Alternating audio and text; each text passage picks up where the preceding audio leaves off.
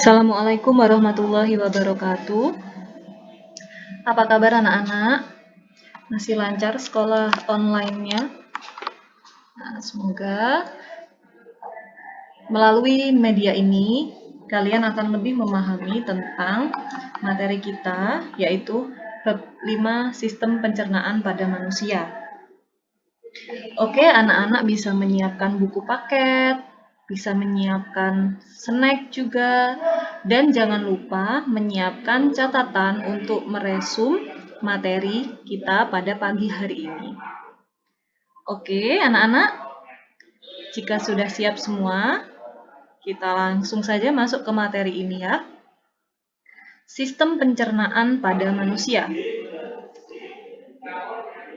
Nah, submateri kita yang akan dipelajari yang pertama adalah zat makanan, kemudian proses pencernaan makanan dan juga saluran pencernaan, dan yang ketiga adalah kelainan dan penyakit pada sistem pencernaan. Untuk submateri yang pertama, zat makanan. Zat-zat makanan yang dibutuhkan oleh manusia. Nah, kita akan mempelajari bahan-bahan atau zat-zat makanan apa yang dibutuhkan oleh tubuh kita. Yang pertama, berdasarkan keperluan tubuh, zat makanan dibedakan menjadi dua kelompok. Kelompok yang pertama adalah zat makanan makro, di mana zat makanan ini dibutuhkan oleh tubuh dalam jumlah besar. Ada 3 zat makanan makro, karbohidrat, lemak, dan protein.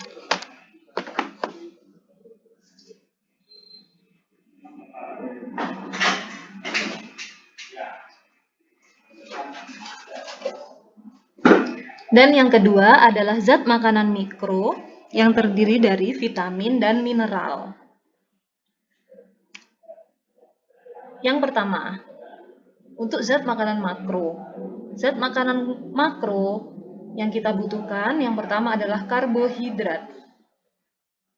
Karbohidrat itu adalah zat organik yang mengandung zat karbon, ya, unsur karbon kalian sudah pernah tahu dulu di kelas 7, kemudian unsur hidrogen dan unsur oksigen dalam perbandingan yang berbeda-beda. Karbohidrat ini memiliki fungsi yaitu sebagai sumber energi.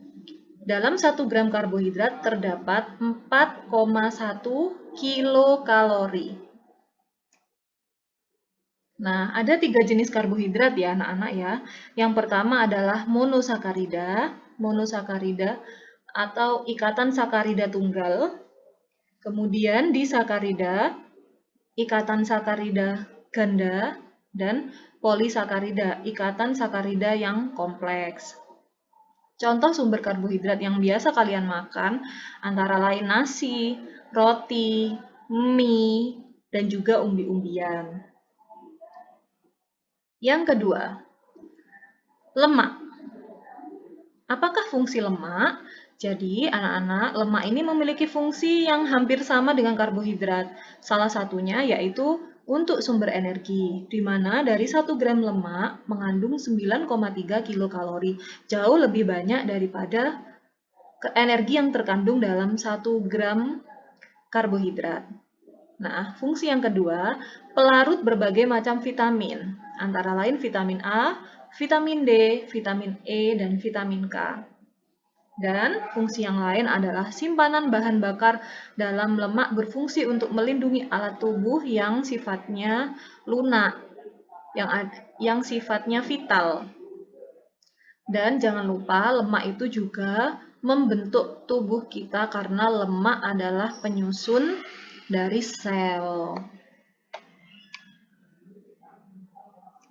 Kemudian, bahan-bahan yang banyak mengandung lemak yang sering kita temui dalam kehidupan sehari-hari ada mentega, ada margarin, daging, terutama daging yang tidak berwarna merah ya, daging yang ada warna putihnya atau warna selain merah. Kemudian ikan, kuning telur, kacang-kacangan, dan juga kelapa. Jadi ada lemak hewani, ada juga lemak nabati. Kemudian yang ketiga, protein. Nah, apa sih fungsi protein? Fungsi protein itu pembangun. Fungsi pembangun karena protein menyusun hampir semua bagian tubuh kita. Jadi, sebagian besar tubuh kita itu tersusun oleh protein. Dan juga pengatur bahan bakar dalam tubuh, di mana dalam 1 gram protein mengandung 4,1 kilokalori. Berdasarkan sumbernya, protein dapat digolongkan menjadi protein nabati yang berasal dari tumbuh-tumbuhan ya, seperti kacang-kacangan. Kemudian kalau protein hewani itu yang berasal dari hewan, daging, telur, susu, dan olahan-olahan lain dari produk hewan. Dan yang keempat, vitamin ini termasuk zat mikronutrisi atau yang dibutuhkan oleh tubuh kita dalam jumlah kecil. Jumlah kecil ini harus ada ya, karena vitamin memiliki peranan yang sangat penting dalam regulasi metabolisme tubuh. Nah, vitamin itu apa sih? Vitamin itu adalah zat organik. Suatu zat organik, mirip juga dengan karbohidrat tadi, zat organik juga, yang diperlukan oleh tubuh dalam jumlah sedikit, tapi penting. Karena kebanyakan metabolisme itu melibatkan vitamin sebagai medianya. Umumnya vitamin itu dibagi menjadi 2 golongan besar. Yang pertama, vitamin yang larut dalam air. Antara lain vitamin B kompleks, di antaranya vitamin B1, B2, B6, niacin, dan juga vitamin C. Sehingga kalau kita ingin mengolah makanan yang mengandung vitamin B dan C, alangkah baiknya memperhatikan bagaimana cara membersihkan dan memasaknya agar vitamin B dan C-nya tidak hilang larut dalam air. Kemudian yang kedua, vitamin yang larut dalam lemak. Vitamin A, D, E, K. Adik ya. Nah, untuk vitamin itu fungsinya luar biasa banyak sekali. Yang ditulis di PowerPoint ini hanya fungsi utama saja, ya, karena berbagai metabolisme tubuh itu kadang-kadang tidak hanya membutuhkan satu jenis vitamin saja, anak-anak. Bisa jadi satu proses dalam tubuh itu membutuhkan banyak vitamin sekaligus. Kalian nanti bisa baca ya di rumah, dan juga kalian bisa lihat di buku paket fungsinya apa saja. Yang pertama vitamin A. Nih, vitamin A, maaf.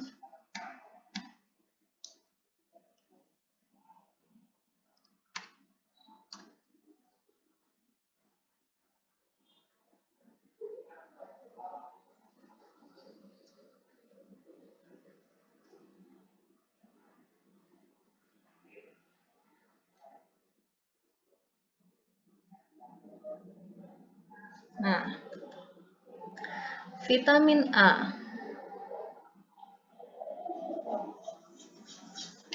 Maaf ya, kok nggak muncul ini.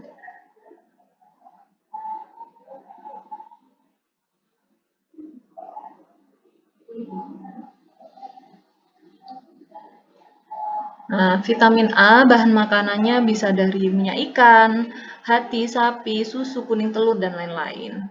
Vitamin B, vitamin C, vitamin D, vitamin E, vitamin K. Kalian lihat di sini fungsinya apa saja. Yang pertama vitamin A, menjaga kesehatan mata dan kulit ya. Kemudian vitamin B mencegah beberapa jenis penyakit, penyakit saraf. Kemudian juga menjaga kesehatan rambut kita. Vitamin C mencegah sariawan, menjaga kesehatan kulit. Kemudian vitamin D mencegah penyakit tulang. Vitamin E membentuk sel darah merah dan mencegah kemandulan. Vitamin K membantu pembekuan sel-sel darah merah. Ingat ya anak-anak ya, fungsi vitamin di sini itu hanya sedikit sekali, padahal pada kenyataannya yang kalau kita pelajari dengan mendalam, fungsi vitamin itu sangat kompleks. Kemudian yang selanjutnya adalah mineral. Kalau mineral ini berarti zat anorganik ya anak-anak ya.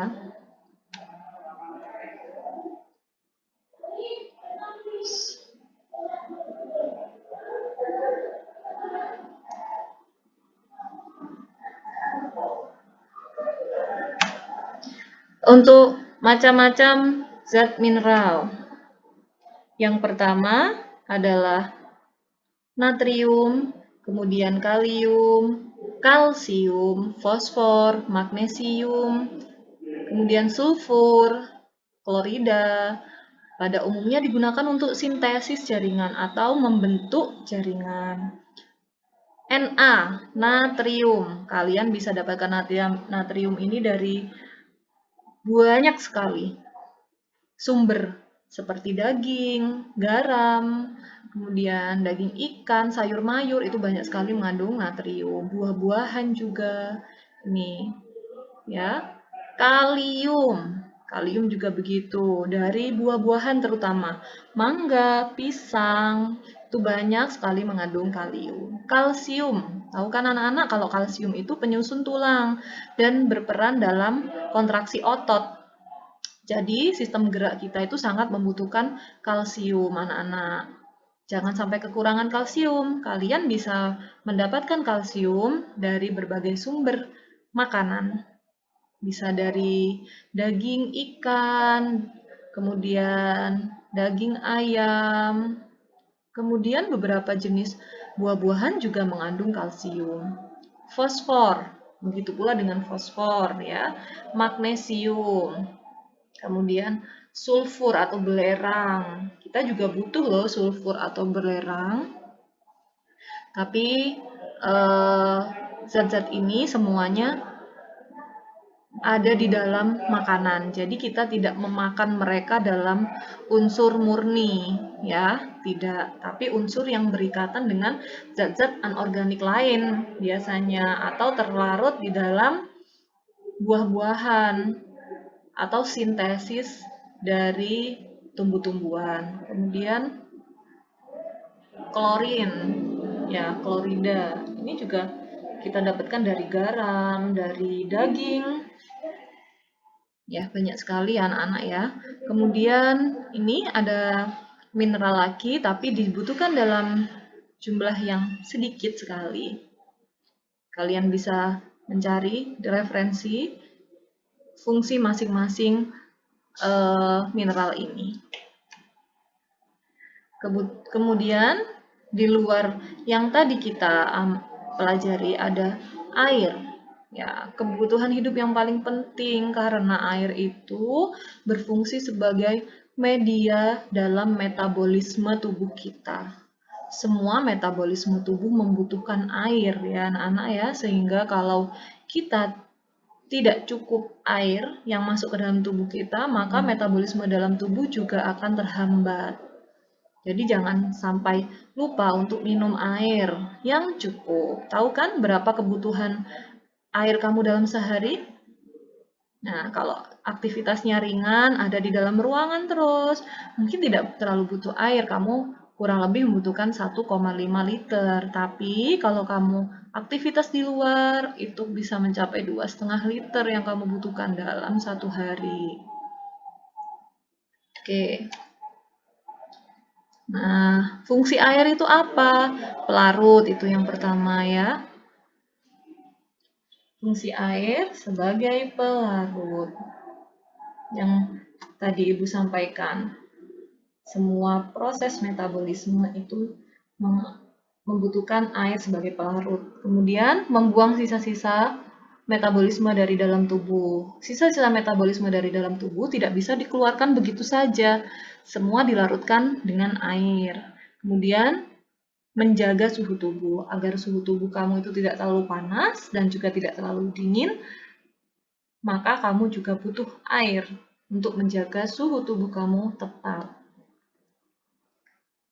Nah, submateri yang selanjutnya, tadi kan kita sudah bahas tentang zat makanan ya. Nah, makanan di dalam tubuh itu diapakan? Bagaimana prosesnya sampai makanan itu menjadi energi? Bagaimana prosesnya sampai makanan itu masuk ke dalam sel? Nah, urut-urutannya, proses-proses yang terjadi itu kita bahas di sistem pencernaan manusia. Nah, seperti ini ya anak-anak ya. Dalam pencernaan manusia terjadi dua proses. Yang pertama yaitu proses mekanis. Proses mekanis itu apa? Proses mekanis adalah proses yang melibatkan alat-alat tubuh untuk mengecilkan ukuran zat makanan. Kalau proses kimiawi itu yang melibatkan zat-zat kimia dalam tubuh untuk memecah zat makanan secara kimia. Nah, sistem pencernaan manusia itu didukung oleh alat pencernaan manusia, pencernaan makanan pada manusia seperti mulut, kerongkongan, lambung, itu disebut alat ya anak-anak ya. Dan yang kedua yaitu kelenjar pencernaan makanan, seperti kelenjar ludah, dan lain-lain. Nanti kita bahas. Nah, sekarang kita bahas yang alat pencernaan manusia dulu ya. Kita harus urut nih membahasnya, karena makanan kamu masuk ke dalam tubuh kamu itu juga melalui organ-organ atau alat secara berurutan, tidak bisa dibolak-balik ya. Yang pertama, apa nih? Yang pertama adalah rongga mulut. Makanan kamu pertama kali masuk ke dalam rongga mulut, kemudian masuk ke faring, baru masuk ke kerongkongan, kemudian masuk ke lambung, usus halus, usus besar, poros usus, dan terakhir anus, dubur ya, seperti pada gambar di bawah ini. Nih, yang pertama adalah mulut. Mulut di sini ya anak-anak ya. Yang pertama mulut, makanan masuk, seret. Di sini namanya faring. Faring itu pertemuan antara saluran dari hidung dengan saluran dari mulut anak-anak. Sini ya. Nah, kemudian dari faring masuk ke kerongkongan. Ini namanya kerongkongan. Memanjang ke bawah sampai ke lambung. Ini lambung kita. Kalau gambarnya di sini ada di kanan, anak-anak, kalau pada tubuh kamu itu sebenarnya di kiri. Jadi ini mirror ya, kebalikannya. Kemudian dari lambung masuk ke usus halus. Inilah usus halus kita. Dari usus halus dicerna dulu secara kimiawi masuk ke usus besar. Ke sini. Set. Baru kemudian ke rektum, kemudian keluar melalui anus. Itu ya. Nah, di sini kok ditulis ada hati. Apa ini? Apakah hati itu juga termasuk sistem pencernaan? Iya, anak-anak, hati itu masuk ke sistem pencernaan. Dia tergolong kelenjar pencernaan karena dia berperan dalam proses pencernaan, meskipun hati itu tidak dilewati makanan secara langsung. Oke, paham ya anak-anak ya? Tolong urutannya ini kamu ingat-ingat. Rongga mulut, faring, kerongkongan, lambung, usus halus, usus besar, rektum, dan anus. Oke, kita lanjut ya. Kita bahas per bagian. Yang pertama adalah rongga mulut. Untuk rongga mulut, di dalam rongga mulut ada beberapa hal yang berperan dalam proses pencernaan makanan. Yang pertama adalah gigi dan lidah. Ini mencerna makanan secara mekanis. Kemudian kelenjar ludah yang mencerna makanan secara kemis atau kimia. Oke, anak-anak, lanjut ya. Seperti apa rongga mulut kita? Jadi anak-anak kalau ingin tahu kalian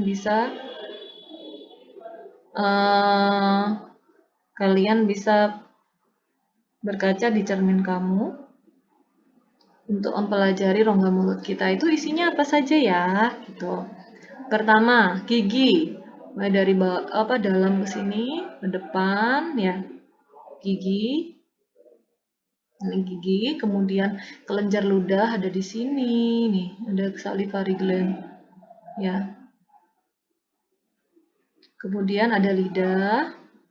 Inilah yang paling berperan dalam pencernaan manusia. Kita bahas masing-masing peranannya. Peranan gigi dalam proses pencernaan. Nah, sangat jelas ya kalau gigi itu memotong-motong makanan yang masuk ke dalam tubuh kita agar ukurannya itu bisa pas masuk ke dalam alat pencernaan yang lain. Tuh, dalam proses pemotongan dan penghalusan makanan, gigi dibantu oleh lidah untuk mengatur letak atau posisi makanan di dalam mulut dan dibantu oleh ludah yang menghasilkan enzim. Nah, kita bahas gigi dulu. Apa sih gigi itu? Jadi gigi itu sebenarnya adalah struktur tulang ya. Jadi gigi itu tersusun atas tulang, di mana bagian-bagiannya ada banyak ini.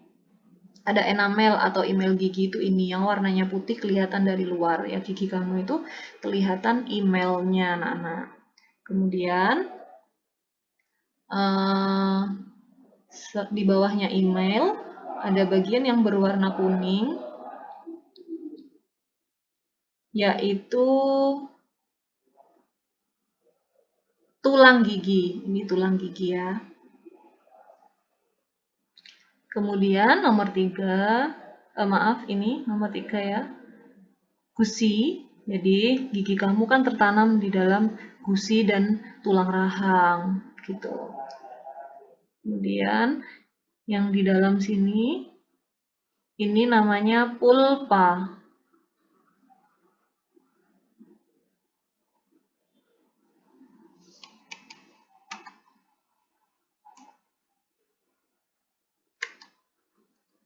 Maaf ya.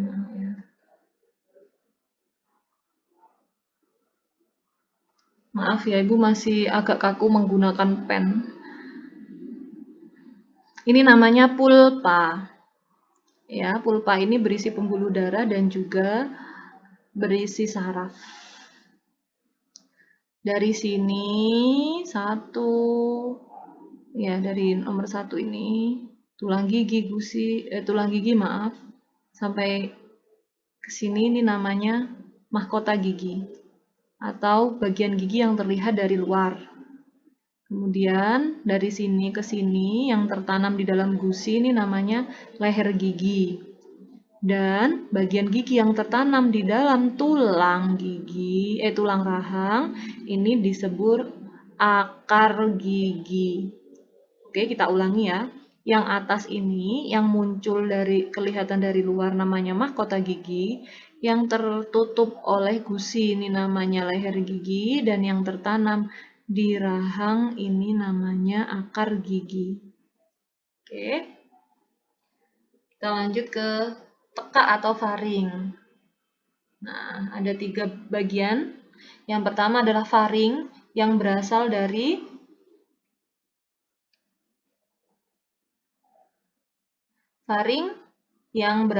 hidung, itu disebut nasofaring, sedangkan faring yang bagian yang berhubungan dengan mulut disebut orofaring, dan faring yang dekat dengan laring namanya laringofaring. Oke, gampang kok anak-anak. Kemudian selanjutnya bagian yang memanjang dari faring yaitu kerongkongan. Fungsinya memindahkan makanan dari dalam mulut ke lambung. Kerongkongan itu juga menghasilkan kontraksi, di mana kontraksi ini bisa mendorong makanan masuk ke dalam perut, ke dalam lambung ya. Gerakan kontraksi dinding kerongkongan ini disebut gerak peristaltik. Seperti ini anak-anak ya. Ada makanan masuk dalam bentuk bolus atau gumpalan makanan yang berasal dari mulut. Kemudian kalau ada kontraksi dari kerongkongan, maka makanannya akan terdorong masuk. Bolusnya akan masuk, kemudian akan melewati katup di sini, terus masuk ke dalam lambung. Nah, dari situ kita akan membahas lambung ya. Apa fungsinya lambung? Menambahkan cairan asam pada makanan yang masuk sehingga makanannya menjadi massa yang kental dan juga bersifat asam. Karena sifat yang sangat asam ini, makanan yang masuk ke dalam lambung itu akan disterilkan istilahnya. Kenapa kok disterilkan? Karena banyak sekali jenis bakteri yang tidak tahan dengan kondisi asam di dalam lambung. Kemudian selanjutnya adalah melanjutkan proses pencernaan yang telah dimulai dalam rongga mulut. Kalau rongga mulut tadi kan ada proses mekanis dari gigi dan lidah, dan juga kimiawi dari air ludah. Nah, kalau pada lambung itu ada enzimnya yang sangat kuat ya untuk mencerna, namanya enzim proteolitik pepsin. Kemudian membentuk enzim lipase yang menguraikan lemak dengan bantuan lipase lingual. Jadi anak-anak, fungsi utamanya ini. Yang pertama menambahkan cairan asam nih, kemudian melakukan proses pencernaan secara kimiawi, jelas ya. Nah, inilah bentuk lambung kita ya anak-anak ya. Kalau digambar kelihatan di sisi kanan, pada aslinya kalau dalam tubuh kamu itu ada di sisi kiri. Di sisi kiri rongga perut.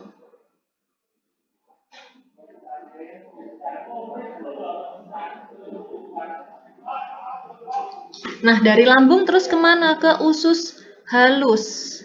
Ya, usus halus terdiri dari 3 bagian anak-anak. Yang pertama duodenum, kemudian yeyunum, dan ileum. Kemudian ada 2 cairan penting yang ditambahkan pada makanan melalui saluran ini. Yang pertama adalah cairan empedu, dan yang kedua adalah cairan pankreas. Nah, seperti ini gambarnya. Tadi, ini kan berhubungan sama lambung kita. Ini berhubungan sama lambung kita ya. Di sini lambung kita. Nah, ketemu dengan usus ini yang disebut usus 12 jari, duodenum, sampai di sini ya.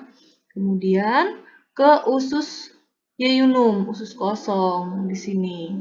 Yang warna ini ya, warna agak kepingan untuk membedakan saja. Nah, dari usus yeyunum ke ileum, usus penyerapan. Di sini terjadi proses penyerapan makanan yang sudah dipecah-pecah menjadi partikel yang lebih kecil. Diserap di sini. Karena di sini itu kaya akan villi. Ya, villi itu jonjot-jonjot usus, mirip handuk gitu. Jadi sari-sari makanannya akan masuk ke dalam villi, di mana di dalam villi itu sudah banyak pembuluh darah yang menunggu sari makanan untuk diedarkan ke setiap sel tubuh kita, anak-anak. Dari sini, kemudian ampasnya akan masuk ke usus besar atau kolon. Sini ya, usus besar atau kolon. Nah, kita lanjutkan ke kolon ya. Usus besar dibagi menjadi beberapa bagian, yaitu usus besar cecum, kemudian kolon, dan rektum. Nah, ini loh. Kalau tadi kan kelihatan usus halusnya, kita usus halusnya disimpan dulu. Kita fokus ke usus besarnya. Usus halusnya tadi di sini kan ya anak-anak ya. Nah, di sini makanannya masuk ke sini. Nah, yang sudah masuk ke sini itu sudah berbentuk ampas. Ya, tapi belum padat. Ya, masih agak encer. Masuk ke usus besar. Nah, apabila ampas itu masih kelebihan air, maka di dalam kolon yang naik ini atau disebut kolon ascendent, itu diserap airnya. Sambil jalan, sambil diserap. Ini ke kolon transferum yang mendatar begini, sambil jalan, sambil diserap. Kemudian ke kolon yang turun, kolon descendens, sambil diserap ya. Sehingga sampai sini, sampai rektum, kandungan air di dalam feses, ampasnya tadi, kotoran, mungkin itu yang sering kalian ucapkan ya, kotoran. Jarang kan kita menyebut feses seperti itu.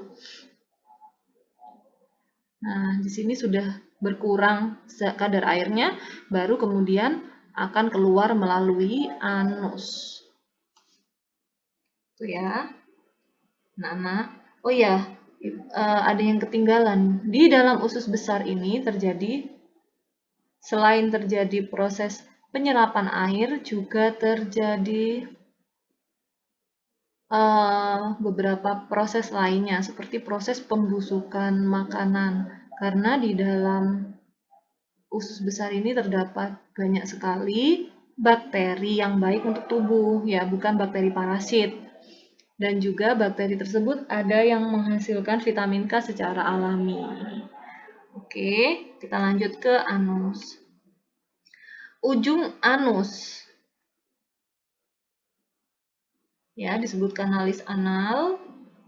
Nah, anus ini terdiri dari otot yang bisa kita atur, sehingga dalam proses pengeluaran kotoran atau feses pun bisa diatur waktunya, nggak bisa sembarangan kan. Kalau beberapa hewan kan nggak ngerti tuh mengatur otot yang ada di sini, jadi bisa sembarangan. Kalau manusia nggak bisa mengatur di sini. Nah, ini anus ya, ini rektum tadi. Kemudian yang selanjutnya yaitu kelenjar pencernaan makanan. Jadi belum dibahas kan, kita masih membahas gigi tadi. Di dalam mulut ada kelenjar ludah. Kemudian di lambung ada kelenjar lambung.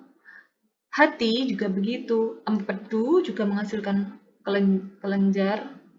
menghasilkan enzim. Pankreas itu juga kelenjar yang menghasilkan enzim. Nah, ini ya. Ada di mana saja kelenjar-kelenjar itu? Yang pertama ada di mulut. Kelenjar ludah, ada 3 pasang kelenjar ludah di mulut kita. Fungsinya menghasilkan enzim. Nah, nih, ada 3 bagian kan? Ada kelenjar ludah bawah telinga, kelenjar ludah bawah lidah, kelenjar ludah rahang atau glandula submaxillaris. Kalian bisa merasakan kok kalau kalian sedang memakan sesuatu yang asam. Misalkan sedang ngerujak nih, terus kalian makan mangga mudanya yang asam banget. Nah, saat itu kelenjar ludah akan bekerja lebih keras lagi sehingga ludah yang dihasilkan lebih banyak. Kalian bisa tahu itu arahnya dari mana. Kadang-kadang rasanya itu arahnya seperti dari bawah telinga. Nah, berarti itu yang sedang bekerja adalah kelenjar ludah di bawah telinga. Kadang-kadang terasa yang ada di bawah lidah kita. Memang ada di situ anak-anak. Nah, apa sih fungsinya kelenjar ludah itu? Kelenjar ludah mengeluarkan saliva atau air ludah yang merupakan cairan pertama yang mencerna makanan. Kelenjar ludah menghasilkan ludahnya secara refleks. Ya, nggak bisa kita suruh-suruh. Ayo keluar air ludahnya yang banyak sekarang, gitu nggak bisa ya. Secara refleks akan dirangsang oleh rasa pada makanan. Kandungan yang terdapat dalam ludah sebagian besar, 98% adalah air, dan yang 2%-nya meliputi ion-ion. Kemudian zat yang mirip putih telur yang berbentuk lendir. Kemudian enzim, jangan lupa, ini yang paling penting. Enzim petialin yang terdiri atas enzim amilase dan enzim maltase. Fungsinya untuk apa ini? Untuk memecah zat amilum yang terdapat pada makanan kita, seperti nasi, roti, mie. Tuh, kalian bisa mempraktekkan sendiri anak-anak kalau petialin itu memang bekerja. Kalian makan nasi ya 1 sendok tanpa tambahan makanan yang lain, tanpa lauk, tanpa apapun, kalian kunyah terus sampai benar-benar nasinya itu bercampur dengan air ludah dan sampai halus. Kalian akan merasakan muncul rasa manis di sana. Artinya, amilum yang awalnya kompleks dipecah menjadi gula yang lebih sederhana, sehingga lidah kamu akan merasakan manis dari nasi tersebut. Nah, kemudian yang kedua, kelenjar lambung. Nah, kelenjar lambung itu isinya apa saja? Yang pertama adalah asam HCl atau asam klorida. Asam klorida itu banyak sekali fungsinya anak-anak. Merangsang keluarnya beberapa jenis enzim, kemudian mengaktifkan enzim, kemudian berfungsi sebagai desinfektan, ya, membunuh bakteri-bakteri patogen terutama yang masuk ke dalam tubuh kita melalui makanan. Kemudian merangsang keluarnya hormon yang hormon kolesistokinin. Kalian nggak perlu menghafal sih. Yang penting kalian tahu, oh fungsinya itu ada yang HCl itu untuk disinfektan, bunuh bakteri, merangsang keluarnya hormon, merangsang keluarnya enzim, gitu ya. Sehingga memang getah lambung itu, cairan lambung itu sangat penting dalam proses pencernaan kita.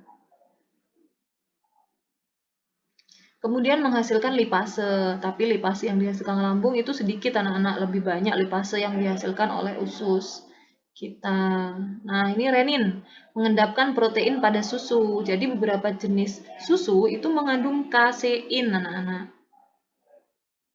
Ya, terutama pada susu ASI manusia. Sehingga renin ini banyak dihasilkan oleh lambung bayi. Tapi nanti ketika besar, dewasa, renin ini kebanyakan sudah tidak diproduksi lagi. Bahkan ada beberapa bayi yang memang mulai lahir tidak mampu mencerna susu asinya, gitu. Memang ada ya, tapi sangat jarang. Kemudian mengandung mukus. Mukus itu cairan yang fungsinya untuk melindungi dinding lambung dari kerusakan akibat asam HCl. Jadi, asam klorida itu sifatnya sangat asam sampai pH-nya itu bernilai 2 sampai 3. Itu asam sekali. Bahkan kalau kamu muntah secara terus-menerus beberapa hari itu anak-anak kalian bisa radang kerongkongannya karena terkena asam dari lambungnya. Kemudian kelenjar selanjutnya adalah hati. Hati itu ada di rongga perut juga, di samping lambung, tadi kita sudah lihat ya. Ada di sisi kanan, kalau lambung kan di sisi kiri. Nah, apa sih fungsi hati? Jadi, selain organ ekskresi, hati itu juga sebagai kelenjar pencernaan karena menghasilkan enzim. Enzim yang terkandung dalam empedu. Fungsinya untuk mencerna lemak yang kamu makan. Kemudian pankreas. Ya, pankreas itu juga menghasilkan enzim anak-anak. Sama ya. Selain enzim, pankreas juga menghasilkan hormon. Hormon insulin, hormon glukagon, dan somatostatin. Kok ada hubungannya dengan pencernaan? Iya, anak-anak, karena hormon-hormon ini juga mengatur kadar zat tertentu di dalam tubuh, seperti insulin. Ini mengatur kadar gula di dalam darah. Glukagon ini menaikkan kadar gula dalam darah, dan seterusnya. Kemudian ada kelenjar Lieberkühn namanya. Ada di mana itu? Ada di dalam usus halus. Sehingga usus halus itu selain berperan sebagai alat pencernaan, usus halus juga berperan sebagai kelenjar pencernaan juga. Apa saja enzimnya? Nih, kalian bisa baca sendiri ya. Ada beberapa jenis enzim yang dihasilkan oleh dinding usus halus. Kemudian, apa saja sih kelainan dan gangguan pada sistem pencernaan makanan kita? Jadi anak-anak, untuk kelainan dan gangguan itu bisa disebabkan karena kekurangan zat makanan atau kelebihan suatu zat makanan tertentu, bisa jadi juga karena adanya patogen yang masuk ke dalam tubuh. Kalian harus tahu itu bedanya. Nah, yang pertama, apendisitis. Maaf ini tipu ya. Apendisitis atau radang usus buntu. Radang usus buntu ini disebabkan oleh bakteri ya, bakteri yang menjangkit di usus buntu sehingga usus buntunya terjadi infeksi atau radang. Kemudian diare itu banyak penyebabnya ya anak-anak ya. Bisa jadi karena kamu terlalu banyak makan pedas. Bisa itu merangsang kerja dari usus besar. Jadi kamu diare, bisa jadi karena ada bakteri yang masuk ke dalam tubuh kamu. Feses yang sangat cair, ini pengertiannya ya. Kemudian konstipasi atau sembelit. Apa itu? Kesukaran dalam proses defekasi atau buang air besar. Biasanya disebabkan karena kekurangan minum air dan kekurangan kekurangan makan serat. Kemudian parotitis, radang ya, yang terjadi pada kelenjar parotis.